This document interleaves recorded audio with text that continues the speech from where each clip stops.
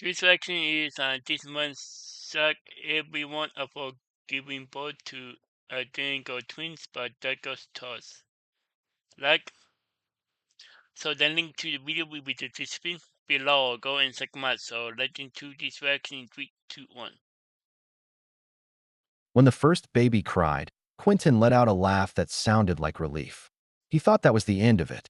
Then another, sharper cry filled the room, and the world turned at once into something none of them had planned for. Oh, really? Quentin Hale and Arlo Finch had been part of each other's lives since a Yeah, cramped freshman dorm. They were classmates, then roommates, then yeah. lovers who learned how to share a tiny kitchen, a rent Ooh bill, la la. late-night ramen, and a stubborn dream. They wanted a Oh, baby. child that was theirs. Not an adoption paper with a blank family tree, not a distant donor mystery. A Yeah, small person who carried part of both of them. They worked hard. Quentin taught high school literature. Arlo fixed computers and later took a job in software support with hours that changed month to month. Life felt steady and quiet. They loved each other with the calm certainty of people who had stayed through finals, bad breakups, and the slow climb into adult paychecks. Years yeah. into their life together, after long talks and long lists of pros and cons, they decided IVF was the path they wanted. They wanted a baby with their genes, one child who was linked to them both. The plan they wrote down on the back of an envelope felt almost simple. Quentin would provide eggs, Arlo would provide sperm, the lab would fertilize outside the body, and then the embryo would go where it could grow. There was one problem. Quentin did not have a womb that could carry a pregnancy. Because of a past surgery, the part of his body that holds a pregnancy wasn't there. The doctor who Oh, took their really? case described a risky choice, a uterine transplant followed by IVF.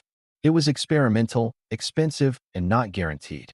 But when they crossed Oh, each other's palms and looked at the photo of a newborn online, they both knew the answer.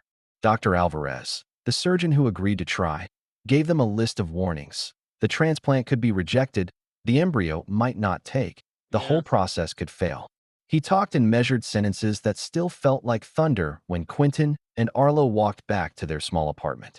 They saved, and they argued, and they laughed to cover fear. They signed consent forms and sat in waiting rooms. The hospital smelled like coffee and antiseptic and a kind of desperate hope. Friends Really? asked if they were sure. Some family members were quiet. Yeah. Quentin and Arlo only knew this. They did not want to regret not trying. When the transplant went in, borrowed from a donor, and stitched with care, the recovery was slow. The first months were full of small victories. A clear blood test, an ultrasound that showed nothing harmful. Quentin learned how to move through the world with new stitches and new rules. He had to avoid heavy lifting, certain medications, all the things that had defined his pre-surgery life. Arlo took on more shifts to pay for the bills. Love turned practical. Phone reminders for medications, soft meals, the steady presence of another hand. There was a quiet laboratory moment that mattered more than any celebration. Yeah. Quentin's ovaries were still his. The doctors could retrieve eggs from them. On the day of retrieval, Quentin lay under bright lights and woke with small aches. The lab called later. They had good eggs. Arlo came with a small box of nerves and hope. His sperm sample would be used. The fertilization itself was not magic, but it felt like it. In a cold, sterile lab, the embryologist mixed a single egg from Quentin with sperm from Arlo. Sometimes they had a tiny helping hand, a small needle in a process called ICSI, to place one sperm directly into the egg. The couple chose that because they wanted the best chance. The cell accepted the Yeah. tiny invader, and in a day the embryo began to divide, a pulsing dot of Divine. possibility. They made more than one embryo, because that's what everyone did. Insurance against bad luck. The Yeah. embryologists I watched didn't for the quite like signs him. that cells were dividing normally. When the team said one looked perfect, quiet hands carried that embryo to the operating room, where Dr. Alvarez waited to place it inside the new womb. They transferred the embryo, and then, for a few weeks, the world became waiting. Small blood tests, tiny signs to watch for, whispered prayers at night. Yeah. At first, the tests were hopeful. The pregnancy line showed up. The clinic scheduled scans and checkups. But life, as it always does, crowded in. Arlo was offered a promotion that required long hours and a trip to another city to train a new team. Quentin, Oh, really? trying hard to be cautious and patient, still needed to finish grading and lesson plans. Medical bills arrived like clouds. and they both picked up extra hours to keep the apartment and the roof over their heads. They missed some appointments, not because they did not care, but because one emergency bled into another. A broken heater in winter, an unexpected one-week assignment Arlo could not refuse, the rent that needed paying now. The clinic left voicemail reminders that went unanswered. Oh, When really? they did call back, it felt like apologizing for being alive and complicated. Those were the weeks the story grew a secret. The embryo, placed with care, had quietly done what embryos sometimes do. It split. Early on, in a moment no one could have seen, one cell became two, and two became separate people growing from the same original egg and sperm. No test they could see would tell them that for sure without the scheduled scans, and their scans had been missed. For most of the pregnancy, Quentin felt odd things that he told himself were normal: Well, no, we were normal. tiredness, strange Yes. aches, hunger at odd hours. He learned the slow, intimate language of a body changing. At Yeah. 7 months, when they had both thought they had time, when they had promised each other that they would go to the 9-month mark together, Quentin woke in the night with a pain that made him sit up like someone who had been shocked. Well, really? It was not the soft, expected pain of stretching. It was sharp and rolling. He tried to breathe through it. Then it came again, a more violent set of cramps.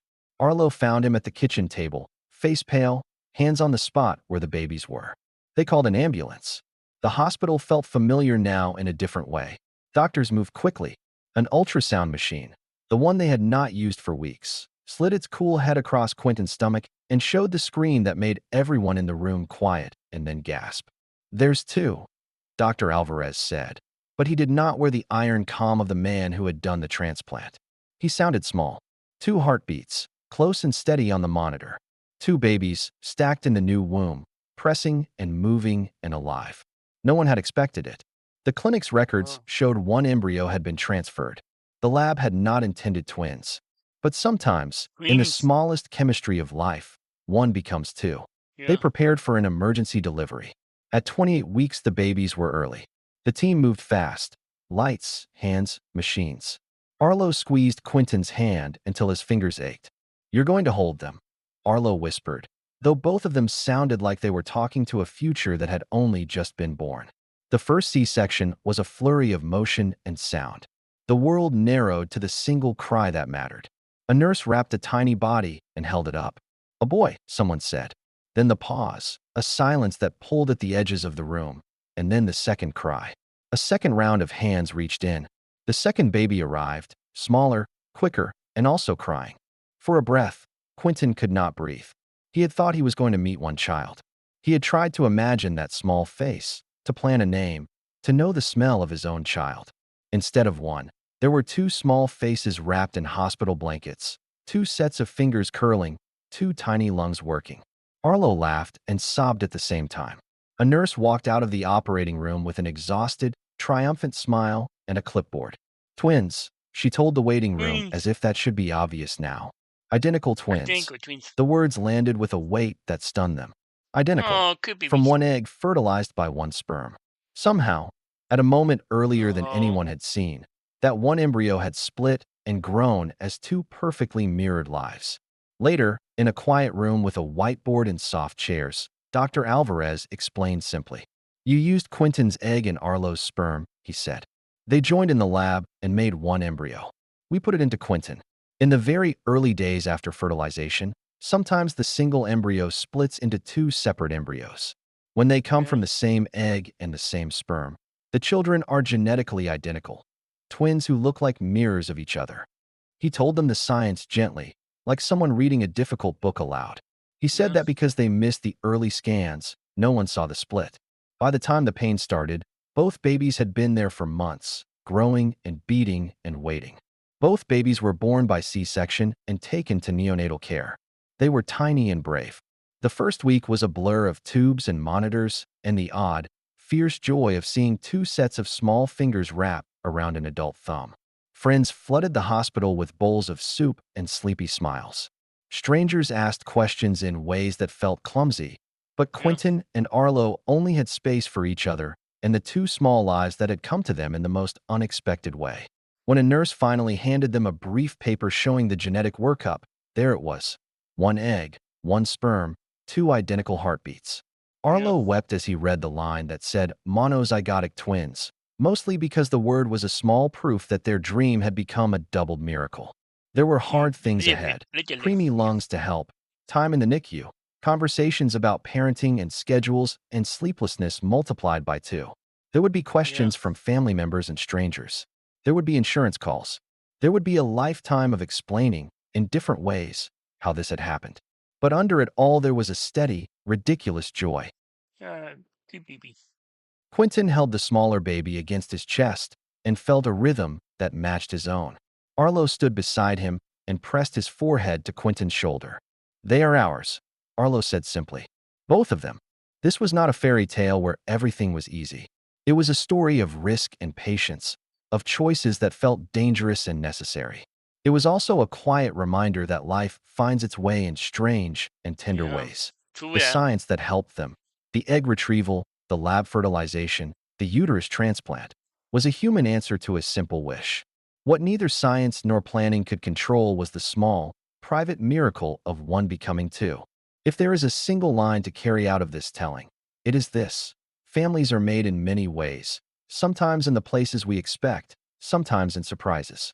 Quentin and Arlo had set out for one child and returned with two, and for all their missed appointments, their reckless hope had shaped a new life, double and Literally, yeah. beautiful, in a body that the world had not expected to carry them.